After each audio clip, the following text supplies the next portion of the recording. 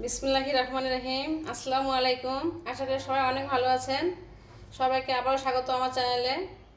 আজ আমি কচুর ডাঁটা শুটকি মাছ দিয়ে রান্না করে দেখাবো। প্রথমে বলে দিচ্ছি কী কী লাগছে। এখানে কচুর ডাঁটা আমি কেটে রেখেছি, চিংড়ি মাছ শুটকি নিয়েছি আমি এখানে, পেঁয়াজ কুচি, কাঁচামরিচ চারা, গোটা রসুনের কোয়া আর আদা রসুন বাটা। বাকি উপকরণ আমি রান্নার সময় বলে দেবো।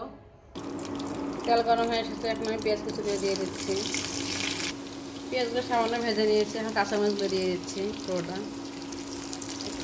এখন দিয়ে দিচ্ছি শুটকি মাছগুলো দিয়ে একটু কষে নেব।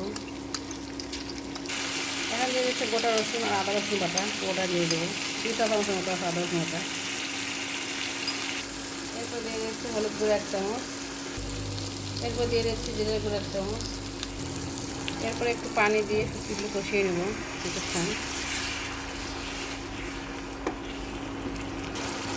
এখন কচুর ডাঁটাগুলো দিয়ে দিচ্ছি। এখন দিয়ে দিচ্ছি স্বাদ মতো লবণ। এখন কিছুক্ষণ ঢেকে রান্না করবো 20 মিনিটের মতো। 20 মিনিট পর আমি রান্নায় ফিরে আসলাম। দেখুন কচুর ডাঁটা কি সুন্দর সিদ্ধ হয়ে এসেছে। এতে এক্সট্রা কোনো পানি দেওয়া দরকার হয় না, একটু পানি দেবেন না, এমনিতেই পানি বের হয় অনেক। শেষে একটু লেবুটা চিপে দিচ্ছি, যেহেতু এটাতে গলা ধরা হয়ে থাকে।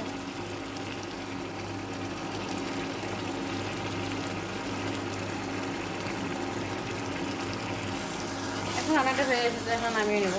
আমার রান্না যদি আপনাদের ভালো লাগে তাহলে অবশ্যই আমার চ্যানেলটি সাবস্ক্রাইব করবেন।